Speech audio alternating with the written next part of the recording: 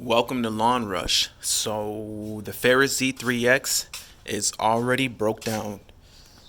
Whew, guys, she is down. So we got like 14 hours on it so far. 14 hours. And it is down. It needs to go into the shop. So what ended up happening is I was mowing a lawn and all of a sudden the blades turned off. So I don't know what the problem is, if it's the PTO or one of the operator present switches in the platform or something like that. But I was just mowing. I just got done cutting. The blades were still going. And I was on the driveway of a house. And all of a sudden, blades turned off and they wouldn't start back up. There doesn't appear to be any physical damage to the switch, but I will say this: when you step off the platform, the blades turn off, and I've done that a couple of times. I don't know if you're supposed to use that feature, if it's just there for safety, but I was not in a habit of turning off the blades before getting off. I would just get off and let it happen automatically. So I thought, that was just a feature, and it probably is just a feature. So, but yeah, the blades right now, if I start the machine and turn on the blades, they will not engage. And this is kind of a curse, guys, for me, because when I bought the Snapper Pro walk behind, which is very similar to Ferris products, well, they are the same as Ferris products. The same exact thing happened to the walk behind. I was mowing a lawn, and all of a sudden the blades turned off. The blades turned off all of a sudden. So the same thing happened. It ended up being the PTO switch, and the machine was brand new and just had a couple of hours on it, and the PTO switch went out. So it's kind of a curse. It happened with this mower, and now it's happening with this mower. So it is what it is. It's not a big deal. I'm going to take it in. It's not convenient to take it in, but I'm going to take it in. It's not going to be that big a deal. But this has happened before. But really, it goes to show, for me, it's so good to have a backup machine. Like, it's not that big a deal for me to run this machine. There's nothing wrong with this machine. It cuts good, and I really do like the walk behind. The walk behind for me is quicker right now because some of my properties have a lot of turning. It's so much easier to turn a walk behind. It's so much easier to zero turn a walk behind compared to a stander. And I think it just comes down to the fact that a walk behind is just so much lighter. It's 800 pounds.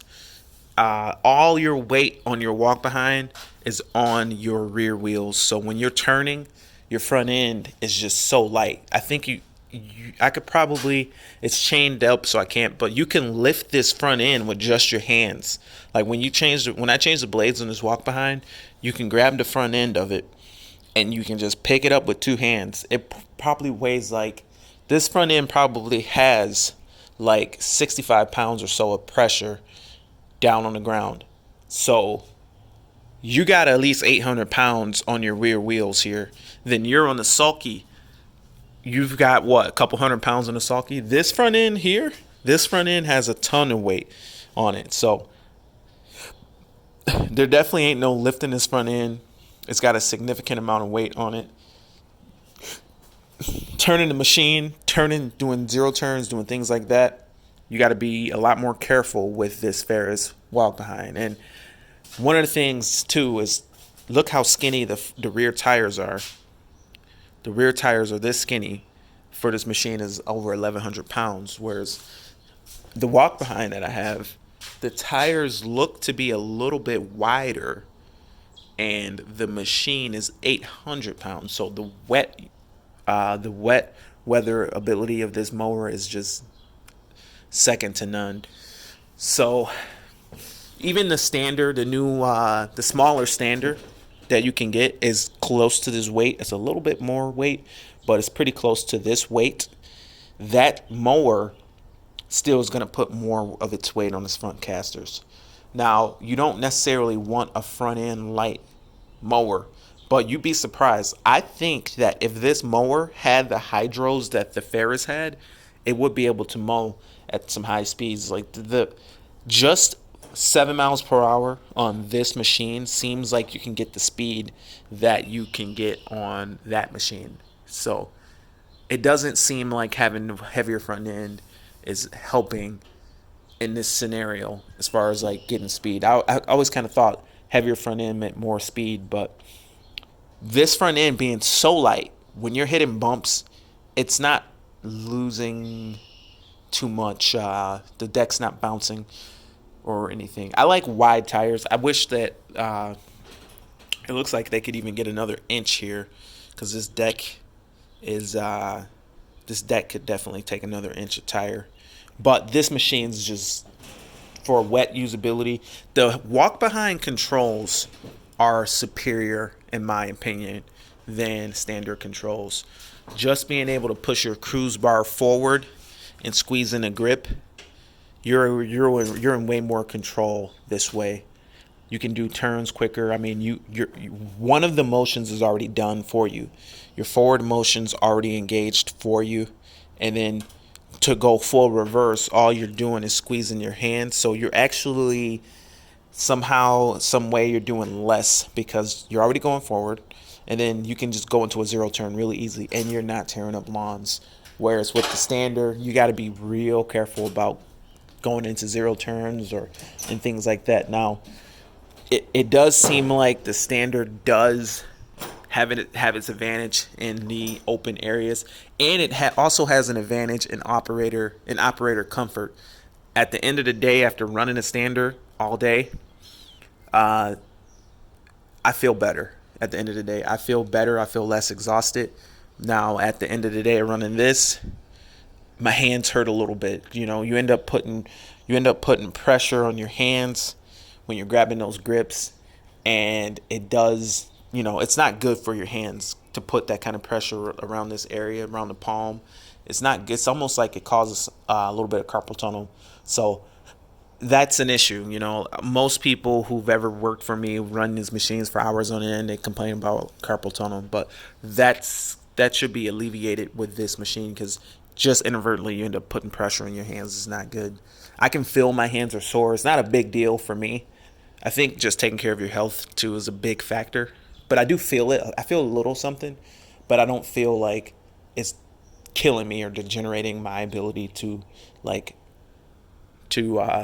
sustain life. Like people complain. People say that they can't even write anymore. Their hands are now useless. But for agility, for being able to have the finest control over your movement, I can get way closer to objects with this. I can use every bit of that 7 miles per hour, whereas this has got the 12 miles an hour, and I can only use that speed in open area, really, really wide open area, like a big field, for pretty much just cleaning up, like a second cut. So it comes in handy, a second cut cleanup. That does come in handy, but it's not like you can go 12 miles an hour all the time. But I do like the machine. I think I would have been happy with the Snapper Pro, 28 horsepower, lighter machine. I would have been happy with that machine as well. I love the controls. How this cruise control thing is critical, because when you're at full speed, that's just too far for the hand to do all the time. So unless you're going to use full speed, you don't really want to have that there. With the cruise bar set to the lowest setting, that's perfect for a small property. This lowest setting here is perfect for a small property, because you don't want to be accidentally going into full speed. But yeah, overall, I feel like the machine, the Z3X, provides the operator with more comfort, makes you feel better at the end of the day. The hillside stability is phenomenal. They say you're not supposed to go over 20 degrees, but I've gone way over 20 degrees, and it's just as good as a walk behind, if not maybe even better. But the the wet weather use is a concern. But anyway, guys, that's it for the video. Thanks for watching. Comment below and have a great day. Bye.